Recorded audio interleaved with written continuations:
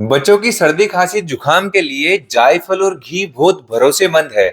जायफल को पत्थर पे घिस करके और उसमें थोड़ा घी मिला लिया जाए और बच्चे के माथे पे हल्की मालिश करें, छाती पे हल्की मालिश करें और पैर के तलवों पे हल्की मालिश करते हैं तो बच्चे को सर्दी खांसी जुकाम से राहत मिल जाती है। बंद नाक भी तुरंत खुल जाते हैं, नींद गहरी आती है और बच्चों का जो रोना चिड़चिड़ापन है वो भी कम हो जाता है।